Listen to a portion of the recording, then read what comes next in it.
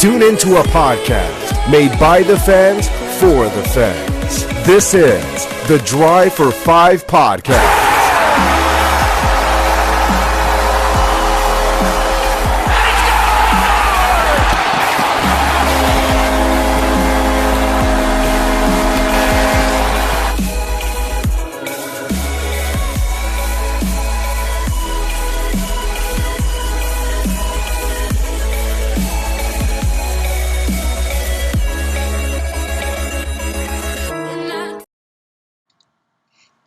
Hey guys, welcome to the first episode of the Drive for Five podcast.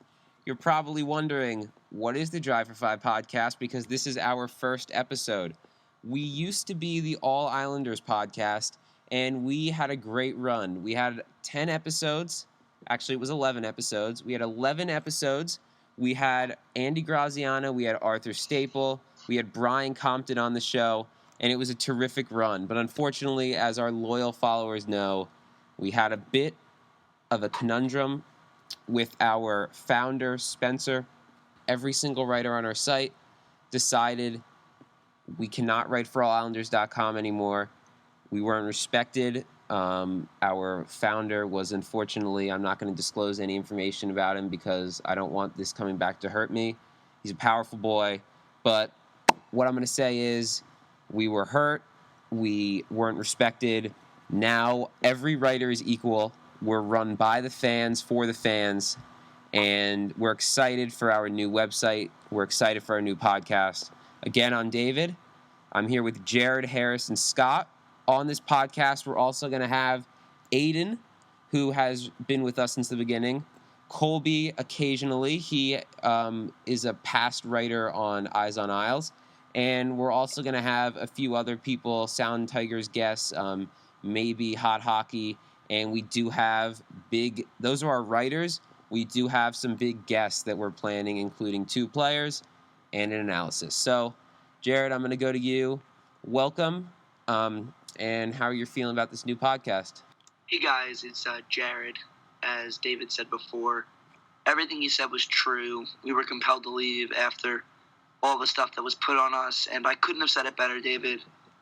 I'm very excited to be a writer for drivefor5.blog, the number 4 instead of FOUR, if any of you are wondering. But I'm very excited, and I hope everything works out. I'm very excited to, restart podcasting from episode 1 as a continuation from the All Islanders podcast for our new site. Yeah, couldn't have said it better. So we're going to start this by, we couldn't jump right into doing some of the new stuff we have. Unfortunately, I hate to say it, we're going to take a very All Islanders approach with this episode. We got 4 writers. We're going to talk about the current things that are going on with our favorite team. But after this, we have big plans. We're going to introduce callers. We're going to do live streams. It's going to be great. But today, we just want to go into it slowly. We're going to have our new SoundCloud, so we may be down on views, down from our 1,000-view episodes. But, we're staying strong. We're really excited for this. So I'm going to go into my first question. And one of the craziest things that's happened, in my opinion, in the last 2-3 years in terms of the trade market has to be the Matt Duchene saga. This is more of an Avalanche thing. Joe Sakic, the Avalanche GM, is really demanding a king's ransom for Matt Duchene. And last Friday, the Islanders offered Travis Hamonic, a first-round pick, and a prospect that was most likely Michael Dowd-Cole. And Colorado wanted not just more, according to Arthur Staple, they wanted much more. They wanted a Barzal along with the Hamonic. They wanted the prospect. They wanted the first. They really want a lot for a 40, 45-point player. So, Scott, I'm coming to you. How do you feel about everything that's going on with Matt Duchene, and do you think the Islanders should continue to pursue him? I feel like what Sakic is doing with Matt Duchene, I think that team should just back off. I think he wants too much. Like you said, I heard stuff roaming around. Like I heard that he wants Monosprong first plus from Pittsburgh. He wants one of Nashville's top 4 defensemen. Like he's wanting too much for them. Yeah, and you hear there's another guy, everyone's like, oh, what happened to Landeskog? Landeskog's not worth anything anymore. He's stuck with his 24-year-old captain who's making no one knows how much money worth. We'll see what ends up happening, but I think teams should just back off on Duchesne. Yeah, I think the Islanders really need to make an educated decision here. Garth Snow is never overpaid in a trade, except possibly the Molson for Thomas Vanek deal. But really, Garth Snow isn't going to do something that hurts the Islanders. I don't think he's going to go for Duchesne. But one thing that he did that was very interesting that may have hurt the Islanders, according to Islanders fans, although it is interesting, all non-Islanders fans think this was a great deal for us. I asked my friend who's a Devils fan about the deal I'm talking about is Travis Hamonic, and he said it was an amazing deal for the Islanders, and Hamonic was terrible last year, and he's right. Hamonic was a -14, I think. He was a bad player last year, and we got a first and 2 seconds for him, which is a lot of value for a player who wasn't a top 4 defenseman last year. But my opinion is he's really good. He has a good cap hit, but we traded him for first and 2 seconds. We have enough picks. We have enough prospects. I think the point of that trade was to, acquire picks to trade for Duchesne. But now that Duchesne may be off the table and players like Neal and JVR were already rumored that the Islanders didn't exactly want, what is Garth Snow going to do with these picks? And what's the Islanders' plans for acquiring another big name, Jared? I don't know about you guys, but I'm still kind of thinking Matt Duchesne is a possibility as that big name. Besides him, nothing's really going to come to us with a big name besides maybe Jaromir Jagr, who is a big name but isn't really that good. But on Matt Duchesne, I don't think Duchesne wants to stay in Colorado after everything that's gone on since the trade deadline. You kind of take a blow after they're saying you're going to get traded, and then they're asking so much for you and turning down all these big deals, and the general manager's really saying, we want to get him out of here. We're trying to start, I'm going to say, rebuilding, even though asking for what they're asking for is more or less not a rebuild, but is a rebuild, because you're asking for a top 4 defenseman, for a 45-point player, as you said, and then you're asking for a prospect who would most likely play on their team, and then a first-round pick. But I don't think Matt Duchesne likes what's going on, and I feel that he would love to be out of Colorado with everything that's gone on in the past few months. Okay, so I just wanted to, kind of pinpoint Travis Hamonic. Matt Duchesne and Travis Hamonic's names have been, going back and forth as potential trade pieces, but now that we lost Travis Hamonic, a player who's been here his entire career, it feels like we almost got rid of him because it was a forced type of thing. The trade request or demand that many people are saying may have been back on the table with Travis Hamonic's mom's health. But one thing, Harris, I want to come to you for this because you're good with this type of stuff. What could be a potential player that the Islanders really go after now that they have these assets, although they did lose Hamonic, but now that they have a first and more picks? Obviously, it's got to be someone that can fill a top 6 role, mainly a second-line center, because, with Hamonic, I think the Islanders got a steal out of this one, that the fact that Calgary was willing to give a first-round pick to get a guy like Travis Hamonic, who had an awful season last year, was very surprising to me. So they need a second-line center. Brock Nelson's not going to cut it. And could it be Franz Nielsen coming back? It might be. Detroit is in that stage where they could rebuild. They could use a first-round pick in 2 seconds to get a Franz Nielsen back. Could it be someone else? Could it be from Matt Duchesne?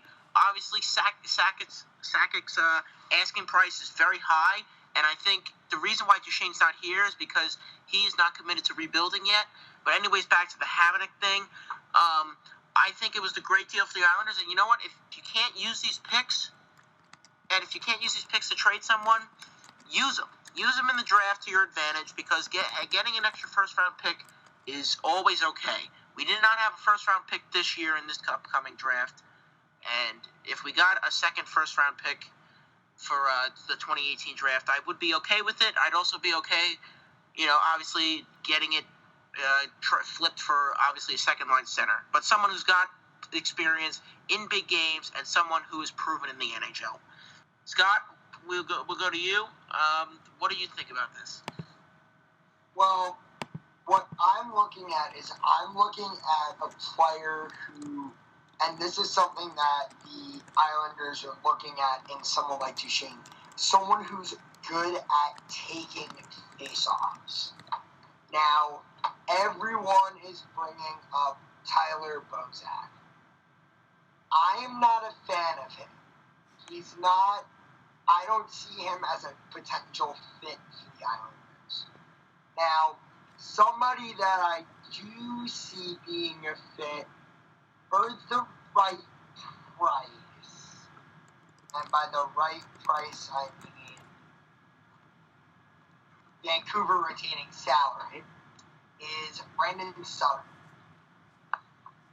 Now, what my thought is with Sutter is that he could put points, he could put up points, he's a good face-off center, he could fit right there on a line with somebody like Josh Bailey and Anthony Beauvillier or somebody like that. And I feel like, I know he's making a lot of money with Vancouver, but Vancouver's in, to be honest, I don't know if I want to call it a rebuild or retool, get a bunch of assets and trade them at the trade deadline type of stage. But Sutter won 54.3% of his faceoffs, which was pretty good last year. As long as Vancouver retained salary, I'd be fine with Sutter. Yeah, I really think that's interesting just because what you said was really great. Because you look at a month ago, we had Andy Graziano on what was formerly the All Islanders podcast, and I love Andy Graziano, he's such a guy, but he was so excited. He's like, we're going to get Duchesne, all in one day, Duchesne's a possibility, if not, James Neal, JVR, something's happening, right? And now we're talking about Sutter and Franz Nielsen. So the thing that really Islanders fans need to know is we're always in a constant state of being let down. Eberle was great.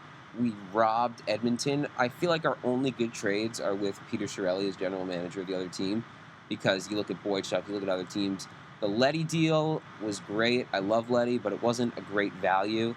We gave up a top prospect picks. It wasn't a great deal, I'd say. But you look at where we are right now, and we need, for the second straight year, we absolutely, NEED, need a second-line center. And if we don't get that, Brock Nelson's going to continue to disappoint with a 20-goal, 20-assist season, which isn't normally bad. But he lets down every year. We need that second-line center. There's not a lot out there. But Suter's someone I could see. I don't know. I'm thinking of names, and I'd really like Nielsen. Harris, that was a great idea. But I don't see that happening. Garceau's stubborn. He's not going to give up a first to get someone back who we let walk for nothing.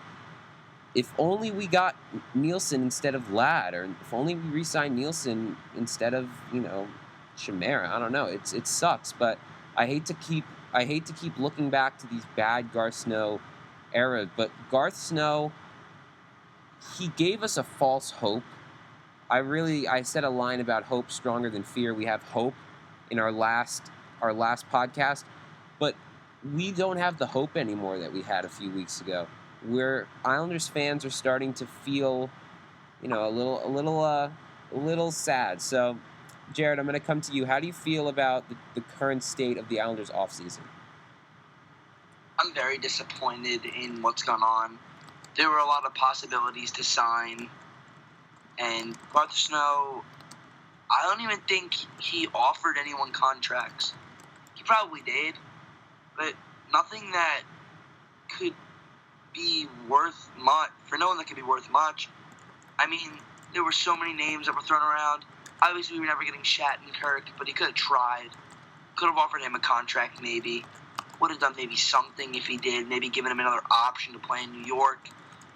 And maybe it would have surprised him that we had offered something. But still, I'm very upset with what Arthur Snow was doing. Harris has been waiting and waiting and waiting, as Arthur Staple recently said, and I'm just amazed that he's done nothing. So, Harris, I'm going to ask you a question, and it is, can the Islanders do better than Garth Snow as president than GM? Of course they can. Many reasons why. This guy has not given us anything to work with besides Jordan Eberle, although great move, past 2 trade deadlines. 15-16, he got Shane Prince for a 3rd-round pick, and he can't even stay in the Islanders lineup. 16-17, all we needed was one guy to help us get into the playoffs, and he didn't give us anything. Nothing. Not only next, you still got John Tavares who needs to be re-signed. Nothing's happened yet. We'll probably talk about that later. Calvin DeHaan, who's a restricted free agent, has gone nothing yet, and this has now happened 3 years in a row now, where we're waiting to the tail end to get a major RFA sign. And Garth Snow. Another thing with Garth Snow is he's got to convince people to be here. For example, Thomas Vanek, when he traded for Vanek in the Matt Molson deal, couldn't convince him to stay here because they were moving to Brooklyn. And last year, he offered him a big contract in free agency, and he still couldn't convince him to get there. So, we need a new GM. We need someone who's a name, someone who can convince other people. Like Doug Waite has been a big influence on people coming to the Islanders, i.d. Andrew Ladd. So, I'll go to David with this. What do you think about Garth Snow as our president and general manager? Yeah, so we don't really have another option. That's my thing. We could go in-house. We could sign one of our legends who's in the office. We have a lot of legends in our front office. We can go with Lamoriello. Lou Lamoriello, we can try to recruit him from Toronto, which probably isn't happening. Or we could go with his son, who is in our front office, who's very good in Bridgeport. But one thing that I don't know about Snow is I don't think John Ledecky and Malkin have the balls, basically, to fire him. He's been president for 10 years. I don't think we're going to have any changes, especially with him, making the Hamnick deal, making the Eberle deal, 2 huge deals. One thing that I want to transition to is John Tavares. I mean, the biggest part of this offseason, it's July 11th, and John Tavares is not re-signed.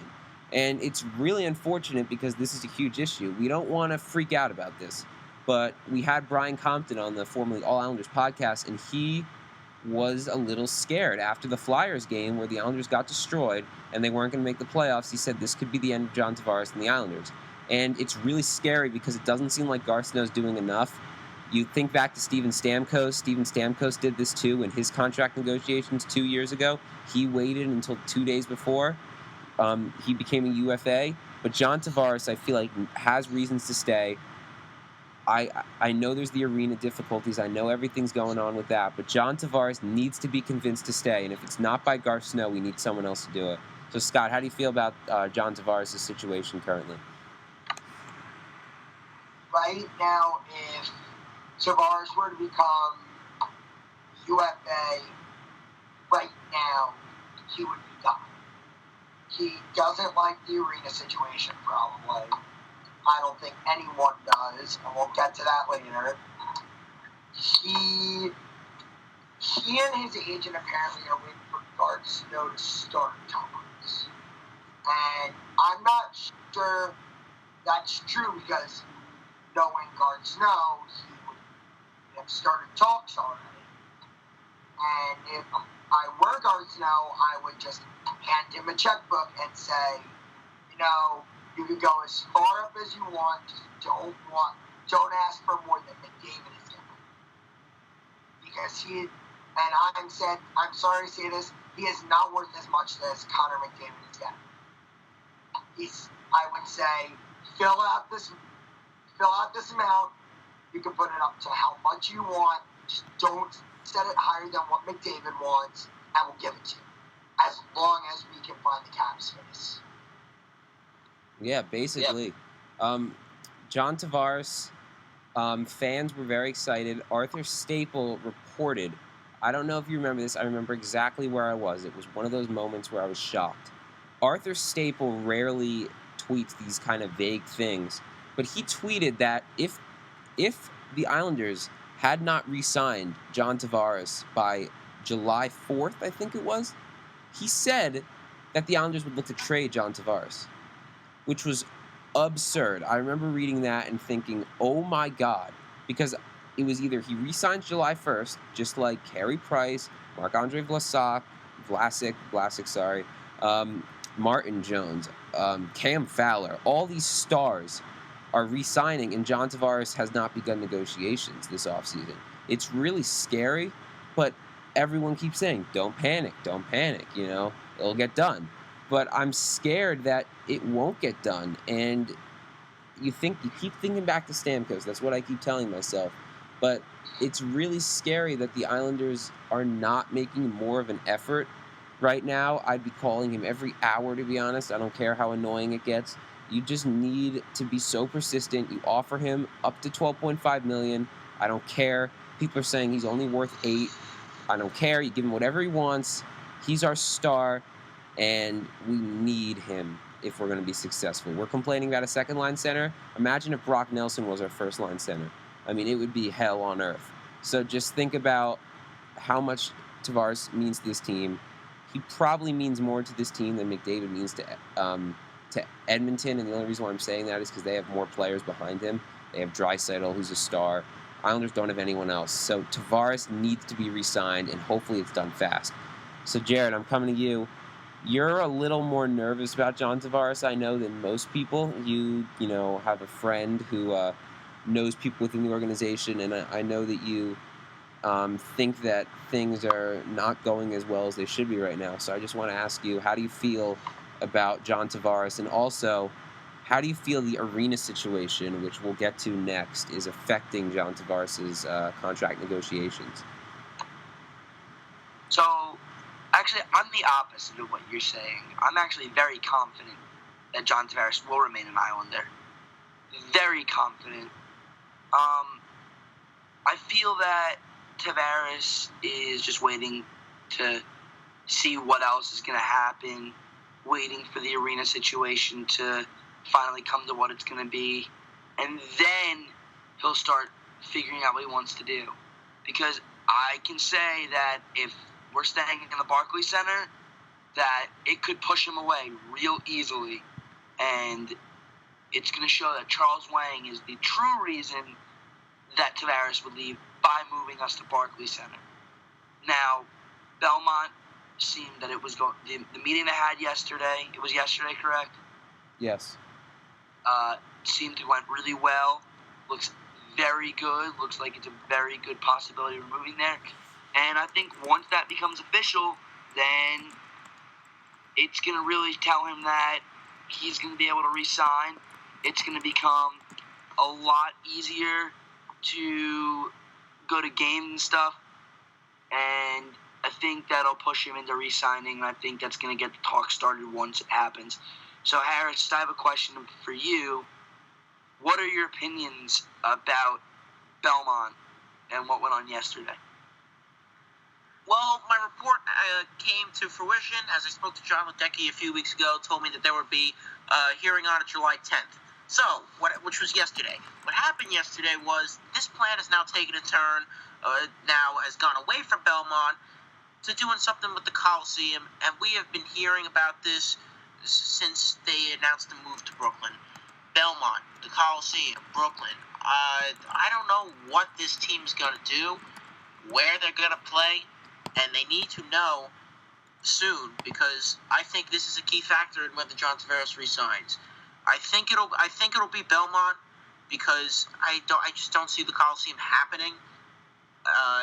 We've seen them many times. It's not fit, and Gary Bettman, who does not want the Islanders to play there. Obviously, let's see. They might stay at Barclays or build a new arena in Belmont. I'm not exactly sure, but I'll put out this date for you. January 1st, 2018 is when we're going to know where our future building is and the future of John Tavares as a New York Islander, because I believe the arena situation is the reason why John Tavares is not signed yet. I completely agree. You really said that beautifully. You didn't give yourself enough credit there. Around June 15th, June 20th, you were the only one on the face of this earth, besides John Ledecky, who knew that there would be a hearing on July 10th, and we reported it on our new Instagram, Drive for Five, and people were generally excited. They were like, "Oh, that's so cool!" And on July 8th, July 9th, people were asking, "Is there a hearing? Is there a hearing?" And it was all quiet on. Stapleton reported, Graziano didn't report it, Compton didn't report it, none of them did. And then finally, on July 10th, we figured out there'd be a hearing, and, we predicted that. That was a good prediction to start our new account, and we were really excited. And I just want to talk about that hearing a little bit. There were, I was watching the live stream. It was a very interesting hearing. A lot of Islanders fans showed up. People took the stage at the library to talk about how they felt it would affect their community. About 75% of people were in favor of it. About 25% of people were against it. And what happened was one lady went up and said there should be an organic farm instead of the arena. She was booed off the stage. That's a good sign to show how Belmont cares about the Islanders.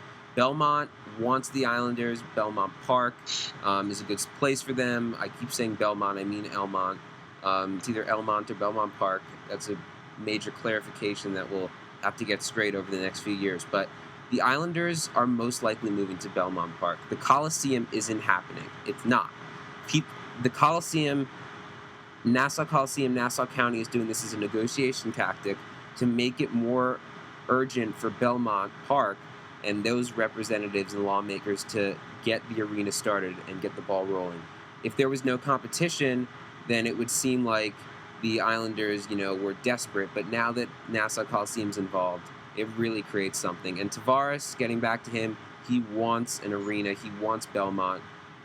If there's an announcement about Brooklyn coming up, that's not good. So Tavares and Belmont go hand in hand. And Scott, I'm coming to you. How do you feel about how the hearing went? Okay. What I want to start with the hearing is what it was first directed to. It was residents of Elmont and Floral Park. But it ended up being that people from Queens, people from Northeast Nassau County and Suffolk County showing up to give their statements on what they think about I'm not even going to call it a farm, random plot of land that's there next to Belmont Park. Belmont Stakes are held every year. And as you said, it went great.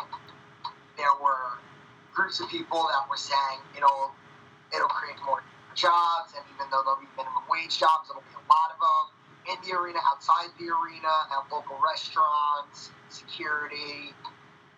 There were architectural designers who were saying, it'll help us. We have ideas. We've done this before. We worked in Madison Square Garden. We worked in Barclays Center. People from all different backgrounds saying, we can help with this. It'll help us. And you know what? We don't care what other people think. This is the Islanders we want. Yeah. It was a very positive atmosphere. It really was great. Fans were excited about the new direction this team is heading. There's a new era in Brooklyn. I'll say Brooklyn for now. There's a new era going on. We've got new coaches, which I want to go to Harris to talk about next. There's a great new aurora about this team, and Belmont Park is excited. But the town of Elmont really is excited. Fans showed up in big numbers to talk about this. They were talking about jobs, as you said. They were talking about hotel, travel, how it would be used for concerts and graduations, and it would create such a great place that would be able to compete with Barclays Center and MSG and be, one of the better entertainment complexes in New York. So it's really a great atmosphere they have right now, even though things may not be going our way with getting a second-line center and John Tavares. Things are going our way. Basically everything else, everywhere else. We're getting a new arena. It's a good chance. Not saying it's definite, but solid chance we're moving to Belmont Park based off this hearing. Again, I want to dispel the Coliseum rumor. The only way we're playing another game at the Coliseum during the regular season is if construction takes longer and things with Brooklyn get so bad that we need a temporary home. That's it. So I'm dispelling that. Get that out of your head. But one thing that's going well right now, as I said, is the coaching. Harris, how do you feel about our new goalie coach, our new power play coach, Scott Gomez? Everything. We have all these new coaches, and they have a lot of experience in the NHL. The most experienced coaching staff of all time, according to a tweet. I'm not sure how they calculated that, but I did see, based on games played, playoff games, they are the most experienced coaching staff of all time, all with NHL experience. How do you feel about that, Harris? Well, I like that there's a change, something that has changed.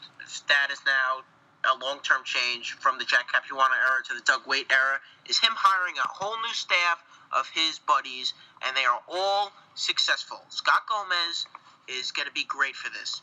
Two-time Stanley Cup champion, a successful guy on the power play for all the teams that he's played on, Devils, Rangers, and Stanley Cup champion, Calder Cup trophy winner, Memorial Trophy winner for Rookie of the Year. Anyways, so you got an experienced guy like Gomez, who's logged up over 1,000 games in the NHL. You got a guy, Luke Richardson, who's had success at the American Hockey League, played with Doug Weight, so they are very familiar with each other. Although I am not very familiar with the new goalie coach, I have seen that he was once in the Montreal Canadiens organization, and look what they produced. They got the best goalie in the game in Carey Price. So that should be a good one. I'm not as familiar with the other few guys, but all I know is it's a change. It's something that I like, and it draws away from what we've had over the past 5-6 years.